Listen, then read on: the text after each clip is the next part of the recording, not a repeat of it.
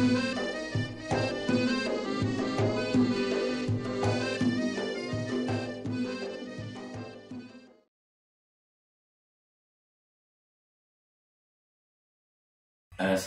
warahmatullahi wabarakatuh.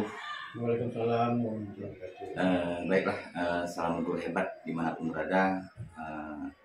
Terima kasih untuk kali ini. Perkenalkan, nama saya adalah Abang Iskandar, di mana saya mengajar di SDN 002 Singkep. Di mana kali ini saya merupakan CGP dari SDN tersebut yang merupakan angkatan ke-6, di mana pada saat ini untuk menyelesaikan modul 3.1 ini mendapat tugas, yaitu membuat demonstrasi kontekstual yang berkaitan dengan pengambilan kebijakan pengambilan keputusan. Untuk kali ini saya berkesempatan untuk mewawancarai dua kepala sekolah, di mana sekarang saya berada di SDN 02 yang bersama dengan kepala sekolah SDN 02. Baik, assalamualaikum warahmatullahi wabarakatuh, Bapak. Waalaikumsalam warahmatullahi wabarakatuh. Alhamdulillah. Apa kabarnya Bapak hari ini, Pak? Alhamdulillah sehat. Oke, baik Pak.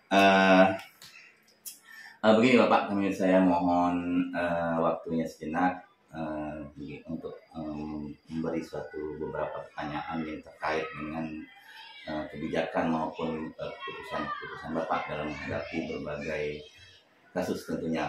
Sebagai kepala sekolah, tentu Bapak memiliki beberapa kasus yang berkaitan dengan anak ataupun guru atau mungkin di lingkungan sekitar. Oke Bapak, bisa kira-kira Bapak ceritakan kira-kira apa yang membuat Bapak betul-betul dilema dalam menghadapi kasus itu, kemudian kasusnya bagaimana kira-kira? Silakan Pak. Gini Pak ya, di dalam sekolah ataupun dimanapun pasti kita temukan masalah-masalah yang mungkin kita temukan yang harus kita pecahkan. Di sisi lain kita penuh dengan pertimbangan. Jadi untuk mengambil keputusan ini, jadi harus kita pikirkan dulu akibat dari keputusan kita ini. Yang jelas kita berpihak pada anak. Bisa diberi contohnya Pak, kira-kira apa kasus yang mungkin melibatkan dilema gitu Pak, kira-kira gambarannya saja Pak, contohnya. Gini, salah satu contoh mungkin kita kedatangan salah satu murid mungkin mengadu, mungkin ini kebijakan sekolah atau kebijakan guru. Jadi mengakibatkan anak di rumah mengadu dengan orang tuanya, di sekolah harus begini.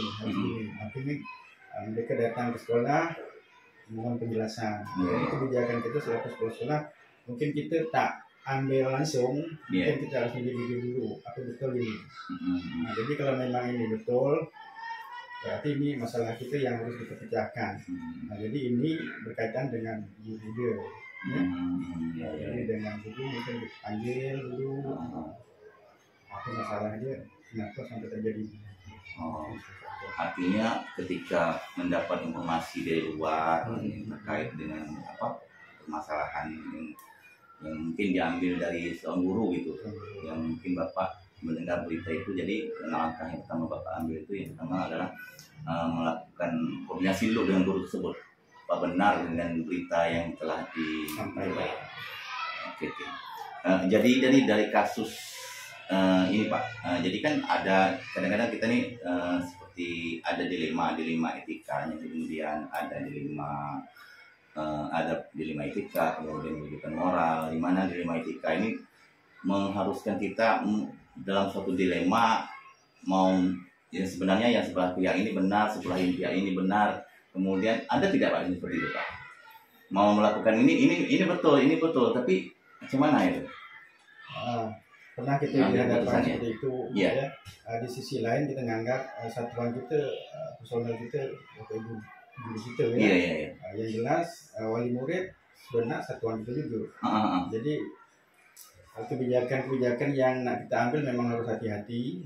Kadang-kadang sesuai dengan tujuan sekolah kita mungkin di kelas.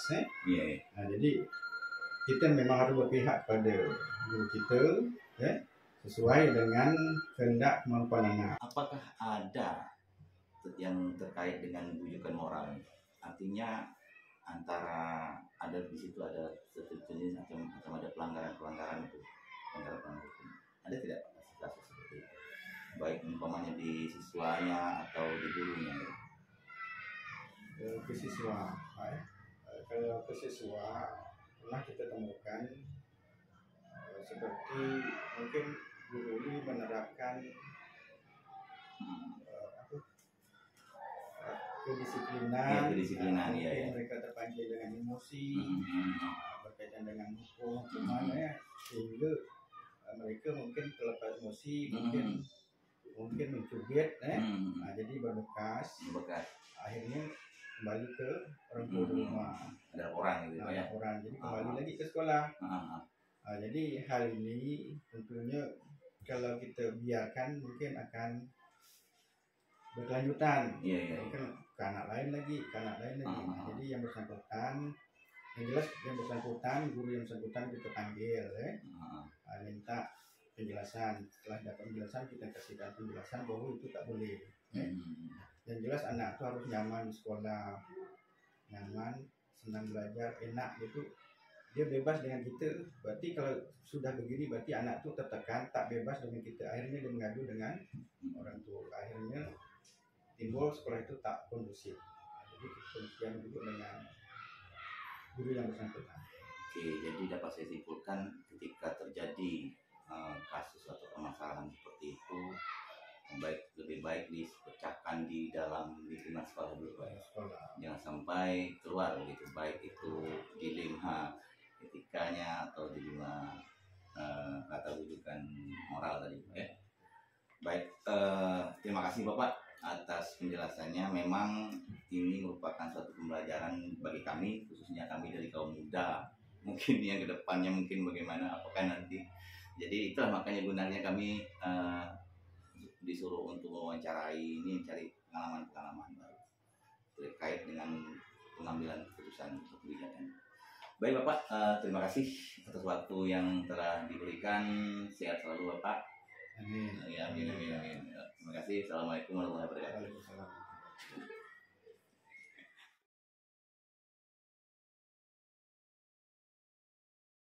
Bismillahirrahmanirrahim. Assalamualaikum warahmatullahi wabarakatuh. Baiklah, masih bersama saya di sini Abang Iskandar SPDSD yang merupakan CGP angkatan 6 untuk Kabupaten Ningrat yang berasal dari SDN 011. Untuk kali ini saya berada di SD 011 Singkep, yang mana di sini tujuan saya datang sini yaitu sedikit berbincang-bincang dengan Bapak Kepala Sekolahnya, yaitu Bapak Tadarus, terkait mengenai masalah pengambilan keputusan yang berkaitan dengan nilai-nilai kebijakan yang universal sebagai seorang pemimpin. Terkait tentang masalah materi yang akan kami gali dari Bapak ini, yaitu tentang pengambilan keputusan berbasis nilai-nilai kebijakan sebagai seorang pemimpin. Ada beberapa yang ingin saya tanyakan. Mungkin Bapak sebagai seorang pemimpin atau sebagai guru dalam menghadapi berbagai tugas, tentu dihadapi dengan berbagai macam kasus, khususnya pemimpin nih, sebagai pemimpin ya Pak, sebagai Bapak seorang pemimpin. Tentu ada beberapa kasus yang mungkin mengakibatkan Bapak itu berpikir terjadilah suatu dilema, istilahnya ya mau melakukan hal ini serba salah, istilahnya dilema, baik itu yang berkaitan dengan siswa atau dengan guru, kasus-kasus yang terjadi dengan guru. Tentu nanti mengharapkan Bapak itu mengambil suatu kebijakan atau keputusan. Kira-kira bisa tidak Bapak ceritakan kira satu kasus saja Pak yang berkaitan terserah mau sama guru apa siswa. Silakan Pak. Baiklah, di sini mungkin sebenarnya kalau masalah kasus itu atau dilema yang saya hadapi, baik itu masa jadi guru, kemudian sebagai kepala sekolah, mungkin banyak permasalahan yang saya jumpai ya. Tapi mungkin permasalahan ini masih teringat oleh saya karena masalah ini juga baru terjadi pas di SDN 011 Singkep ini. Saya pun alhamdulillah hampir 1 tahun bertugas di SD saya baru ini. Jadi permasalahannya seperti ini. Kemarin ada pergantian petugas kebersihan di SD 011 Singkep ini.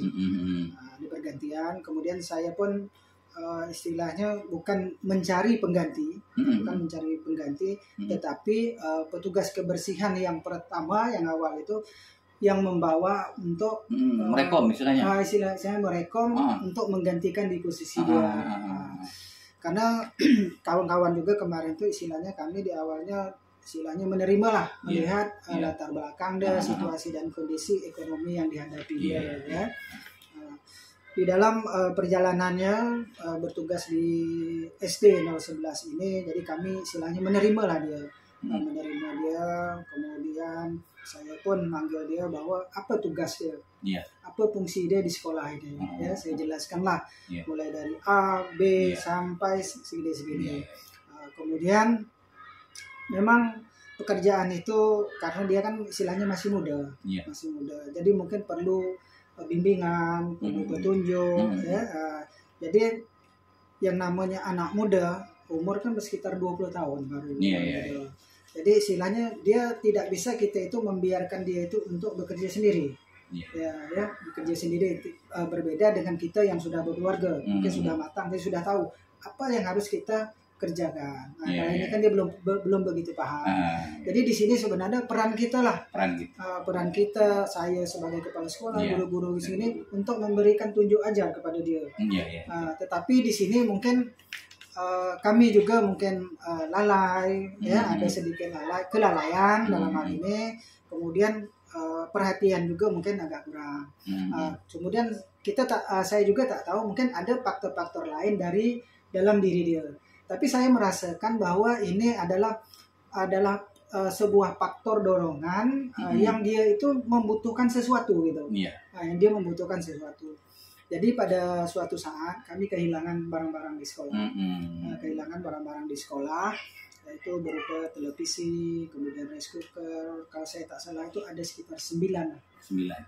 Ada 9. Jadi setelah kehilangan barang ini kami ada sekitar 2 hari mencari siapa gerangan pelaku dia kira-kira. Pelaku dia. Jadi saya juga diberikan saran oleh kawan-kawan, Pak, macam mana kita lapor polisi. Kita lapor polisi. Jadi kalau menurut saya, kalau kita sudah berhubungan dengan pihak berwajib, itu masalahnya jadi panjang. Jadi tidak hanya saya dipanggil, guru-guru dipanggil, kemudian pelaku juga tentu akan dipanggil. Jadi prosesnya itu bukan bisa kita selesaikan dalam 1-2 hari. Malah lebih panjang lagi. Baik Pak, kalau saya analisis daripada kasus Bapak ini berarti sudah masuk kepada rujukan moral ya Pak. Jadi dalam materi kami itu sudah masuk ke rujukan moral, berarti bagaimana antara rasa kasihan itu, tapi ini udah ada pelanggaran hukum jadi. Berarti ada pelanggaran hukum di sini. Jadi dari kasus Bapak ini tadi, jadi solusinya jadi bagaimana tuh? Jadi Bapak ngambil kesimpulan. Jadi boleh saya ceritakan kejadiannya, boleh? Oke, siap. Jadi permasalahan begini. Jadi kawan-kawan ini rupanya saya sendiri mohon maaf ya, saya kan tak punya Facebook. Siap. Jadi kawan-kawan ini yang punya Facebook ini melihat di forum jual beli itu ada barang-barang itu yang dinilang dengan harga sekian. Jadi rupanya si pelaku ini pas kami sudah merasa bahwa ada kehilangan barangnya, sebenarnya dia sudah tahu. Tapi pada saat itu dia belum mau mengaku. Tapi gelagatnya itu dia sudah seperti orang yang agak gugup gitu. Gugup. Jadi suatu saat juga saya bertanya kepada dia. Saya tanya ke Ahmad, atau boleh atau si A ya, saya tanya. Si A, saya bilang, tahu tak kejadian yang terjadi di sekolah kita, barang-barang kita benar hilang. Saya bilang gitu. Jawabnya tak tahu. Tak tahu. Jadi setelah itu, setelah saya tanya sama dia tak tahu ini, kemudian dalam waktu sekitar mungkin 1 jam lah setelah dia istilahnya selesai melaksanakan tugas dia menyapu, dia datang kepada saya, dia memberikan suatu pengakuan bahwa barang yang hilang di sekolah itu dialah yang menjual. Jadi setelah saya tahu kejadian ini, dia juga berada di ruang saya. Lalu saya takut masalah ini merembet ke yang lebih luas lagi. Iya. Saya sampaikan kepada kawan-kawan bahwa barang yang hilang ini sudah ditemukan dan juga sudah ketahuan siapa pelakunya. Sudah ketahuan pelakunya sudah ketahuan. Jadi kawan-kawan ini ingin mengambil suatu keputusan, bahwa Pak, karena kita sudah tahu dan pelakunya juga berada di sekolah ini, ya. Kalau bisa Pak, kita keluarkan saja dia. Kita keluarkan saja dia. Iya, usul dari kawan-kawan semua. Tapi kalau saya kan kita kan juga punya hati, kita punya hati, punya perasaan, dan saya melihat latar belakang dia ini. Latar belakang dia ini pertama dia ini tidak memiliki, ibunya sudah meninggal. Kemudian bapaknya itu maaf ya, mungkin bapaknya ini sekarang tak tahu dia posisinya di mana. Dia sekarang kan tinggal bersama neneknya, bersama neneknya. Tadi atas dasar itulah saya mempertimbangkan untuk tidak memberikan suatu keputusan yang langsung untuk memberhentikan dia. Jadi saya memberikan salah satu solusi yang saya laksanakan setelah saya panggil dia tadi, saya berikan masukan-masukan. Saya berikan masukan, saya tanya, mengapa peristiwa ini sampai terjadi? Nah, saya tanya, mengapa peristiwa ini sampai terjadi? Dia menjelaskanlah, ini. Kenapa kalau ada kesulitan yang seperti itu tidak diberikan, misalnya dilaporkan atau disampaikan atau berbagilah kepada kawan-kawan di sekolah gitu ya, berbagi pada kawan-kawan di sekolah. Misalnya butuh apa? Butuh duit, atau butuh ini, butuh apa gitu. Jadi maksud saya itu diceritakanlah sehingga sekolah ini tempat dia bekerja ini bisa memberikan semacam bantuan atau memberikan saran dan sebagainya. Jadi sekolah ini bukan hanya sebagai tempat dia bekerja. Tapi kita sebagai orang tua di sini bisa memberikan mungkin masukan, bimbingan, mana yang baik, mana yang buruk, apa yang kurang gitu. Jadi di sini setelah saya dapat informasi dari kawan-kawan tadi, itulah jawaban dari kawan-kawan tadi. Pak, keluarkan saja lah Pak. Takut nanti ini bisa berlanjut. Jadi kalau saya sendiri saya kata tidak usah kita langsung menghukum atau menjustice seseorang. Saya bilang mungkin dia melakukan ini ada hal-hal mungkin yang dia butuh. Dia butuh, saya bilang kan. Jadi berilah kesempatan kepada dia. Karena kita tahu bahwa seseorang itu kalau dia bertugas, baik itu bekerja di suatu tempat yang kantor, itu kan ada rentetannya untuk memberhentikan. Kalau di sekolah itu bisa, atau di kantor bisa kita memberikan surat peringatan. Surat peringatan pertama, surat peringatan kedua. Jika tidak tidak, baru kita keluarkan. Jadi salah satu solusinya seperti itulah saya bilang. Baik Pak, sungguh luar biasa. Jadi ketika tadi kan usul dari kawan-kawan tadi kan sudah diberhentikan. Jadi bagaimana Bapak meredam agar keputusan Bapak ini memang betul-betul istilahnya bisa diterima sehingga kawan-kawan tadi itu saya yakin dengan keputusan Bapak ini. Jadi gini, saya meyakinkan itu. Saya begini untuk menguatkan kawan-kawan itu. Pertama saya bilang begini, kita melihat latar belakang dia. Dari latar belakang dia, terkecuali saya bilang dia ini anaknya istilahnya orang tuanya mampu, kemudian orang tuanya lengkap, ada dia bisa mendapatkan kasih sayang, bisa mendapatkan mungkin bimbingan dan sebagainya. Sekarang dia ini boleh dibilang anak yatim piatu lah saya bilang, boleh dibilang dia ini anak yatim piatu.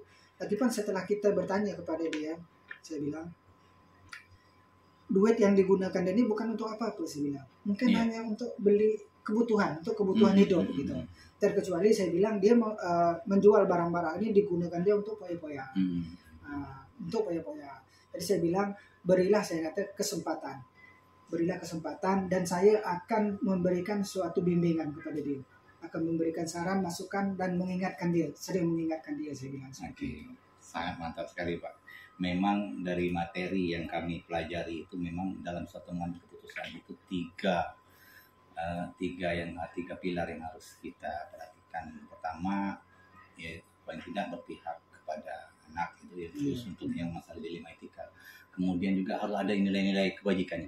Kalau saya lihat dari kasus Bapak tadi memang betul itu banyak betul dengan berdasarkan pertimbangan latar belakang. Jadi ada unsur kasihan juga karena anak ini yatim piatu, kemudian tinggal nenek kan, jadi otomatis kalau memang diambil keputusan langsung mengikuti apa yang yang disarankan oleh rekan-rekan mungkin sangat kasihan sekali. Jadi pada intinya seorang itu pasti ada kesempatan kedua, paling tidak untuk berubah.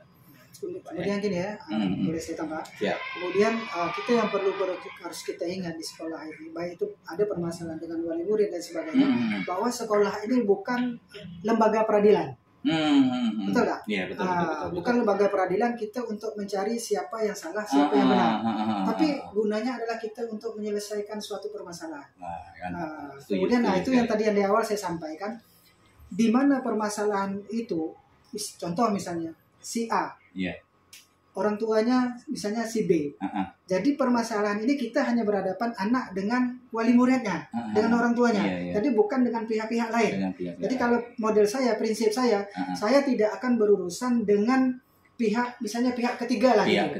Jadi kalau saya tak mau, selagi anak si A kemudian wali muridnya si A, si B, saya akan bermasalah atau menyelesaikan permasalahan itu dengan orang tua wali murid. Itu yang perlu kita tegaskan. Jangan kita bermasalah atau menyelesaikan masalah itu dengan neneknya, dengan atoknya, atau saudara-saudara yang lain.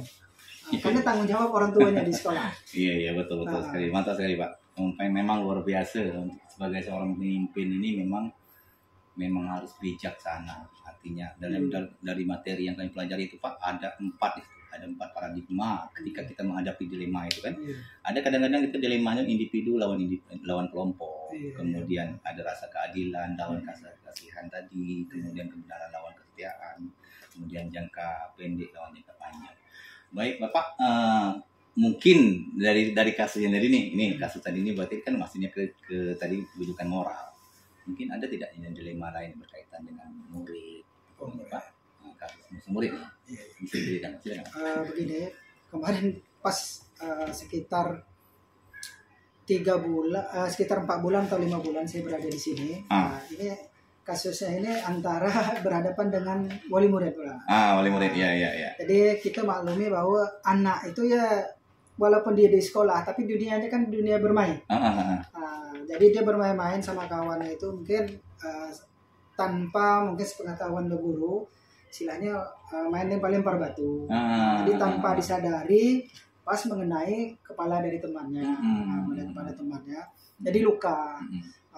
Kemudian dari pihak sekolah juga setelah mengetahui kejadian itu dilaporkan oleh temannya, anak yang luka tadi kami panggil, kita obati obati dan sebagainya sampai istilahnya darahnya tak keluar lagi. Jadi setelah diobati darahnya tak keluar lagi, anak ini juga diizinkan untuk pulang. Dan saya juga kemarin itu bertanya dengan kawan, dengan teman itu, jauh tak rumahnya? Katanya tak jauh dari sekolah. Kalau jauh saya bilang tolong diantar. Sebenarnya kan kalau perlu kita ceritakan dengan kejadian ini dengan orang tuanya, karena kan sudah ada istilahnya bekas, ada bekas. Jadi kesilapan kami di situ ya kemarin dong. Saya tanya katanya dekat. Jadi pulanglah anak ini pulang. Rupanya mungkin dalam perjalanan itu mungkin darahnya itu kan keluar kembali. Jadi kata orang tuanya itu pas kena bajunya. Jadi orang tua ini menganggap bahwa kenapa anak ini kan kok gurunya tega gitu kan? Gurunya tega kok anak yang luka nih dibiarkan pulang sendiri. Tapi awal kejadian tuh sudah diobati, darahnya juga sudah tak keluar. Makanya kita mengizinkan. Tapi memang ini adalah suatu pengalaman bagi kita. Jadi kalau anak yang seperti itu walaupun darahnya tak keluar lagi sudah kita obati, jangan kita biarkan anak itu untuk pulang sendiri. Tapi usahakan guru yang diantar. Jadi setelah kejadian itu malamnya saya ditelepon. Saya ditelepon oleh bapak saudaranya. Jadi dia menceritakan bahwa tentang kejadian anak saudaranya ini kepada saya kan. Saya bilang ya saya tahu juga saya bilang. Tapi alangkah baiknya saya bilang kalau kita menyelesaikan permasalahan ini hanya via telepon, pakai handphone, sehingga masalah ini tidak akan selesai. Walaupun masalah itu kecil sebenarnya. Sekarang orang tua wali muridnya ada tak sih bilang? Ada. Kalau ada besok silakan datang ke sekolah, kita selesaikan di sekolah. Kita selesaikan di sekolah. Jadi besoknya datanglah mamanya ke sekolah ini, mungkin dengan agak marah lah gitu. Walaupun kejadian ada tadi malam kan, agak marah. Jadi saya walaupun istilahnya mungkin kita benar kita apa, jadi usahakan ya kita tidak menganggap bahwa diri kita itu benar. Misalnya pihak sekolah itu benar, walaupun itu kebenaran ada di kita, tapi anggaplah itu satu kesalahan. Supaya apa? Supaya tidak memancing amarah daripada wali murid ini. Jadi pertama itu yang saya ucapkan, saya mohon maaf. Saya mohon maaf, saya ceritakan gini. Lalu orang tuanya juga menceritakan bahwa seperti ini kan. Sampai dia mau melaporkan istilahnya kasus ini, mungkin diceritalah bahwa bapak saudaranya ya atau adik-beradik mamanya kerja di sini lah, dibilang seperti itu kan, istilahnya untuk memberikan penguatan bahwa permasalahannya dengan adanya masalahnya tadi kan. Saya bilang Kak gini, saya bilang saya minta maaf, saya bilang saya pun ada di kejadian semalam itu, saya pun ada, saya bilang kan. Jadi mungkin ini adalah ketoledoran kami, kesalahan kami terhadap permasalahan ini. Dan saya juga melihat bahwa semalam itu lukanya memang sudah kering. Saya pun bertanya dengan guru, saya bilang jauh tak rumah, tak dekat, dikatakan seperti itu. Kalau dekat ya silakan. Kalau memang saya tahu tempat itu jauh dan juga mungkin kesilapan kami mungkin satu Kak, saya bilang bahwa anak ini sudah mengalami luka. Nah, seharusnya supaya orang tua ini tidak bertanya-tanya apa sebab anak ini sampai bisa luka. Jadi kesilapan kami walaupun dia tak berdarah seharusnya kami ngantar. Betul. Bisa menjelaskan. Bisa menjelaskan sehingga masalahnya tak terjadi banyak. Jadi Iya. permasalahan ini merupakan suatu kekeliruan aja, kesilapan aja seperti itu. Baik Bapak, ini luar biasa sekali nih masalah kasusnya, ada 2 kasus. Jadi udah yang pertama mengenai masalah pendidikan moral, kemudian ada dilema etikanya di situ. Jadi Bapak dari 2 kasus ini bisa kita ambil kesimpulan aja Bapak. Bisa Bapak kasih penguatan ketika menghadapi 2 kasus ini yang harus kita lakukan apa sebagai seorang pemimpin ya Pak? Pak. Kalau saya dalam menghadapi semua permasalahan yang ada di sekolah atau di mana saja lah, kita harus memberikan pemahaman bahwa kepada orang tua wali murid ya. Jadi tidak ada permasalahan itu yang tak ada jalan keluarnya, ya. Tapi dengan catatan bahwa kita ingin menyelesaikan masalah itu. Nah, yang kedua, jangan anggap masalah kecil ini besar. Kalau dapat masalah besar, kita jadi kecil. Kita kecilkan. Jadi masalah kecil kalau perlu kita hilangkan aja. Masalah yang besar kalau dapat kita kecilkan. Yang jelas musyawarah kemudian hubungan baik ya. Musyawarah kemudian hubungan baik antara wali murid dengan sekolah. Kemudian yang berikutnya yang perlu saya sampaikan bahwa sekolah ini bukan merupakan lembaga peradilan. Lembaga peradilan. Kalau lembaga peradilan itu bahwa ada yang benar, ada yang salah. Iya kan, untuk menjatuhkan hukuman itu. Tapi kita ingin mencari jalan keluar, solusi jalan keluar. Jadi sehingga apapun permasalahannya, misalnya sekolah itu bahwa kita ketahui bahwa sekolah itu misalnya benar. Tapi janganlah kita beranggapan kita berbicara di depan wali murid itu bahwa kita benar. Kalau kita pakai prinsip yang seperti ini, parah. Maka masalahnya akan jadi timbul masalah.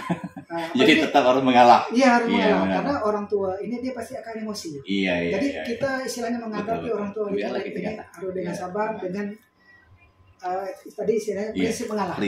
Itulah dia. Baik Bapak, luar biasa sekali, sangat seru sekali nih berbicara sama Bapak Kepala Sekolah Pak Utararus.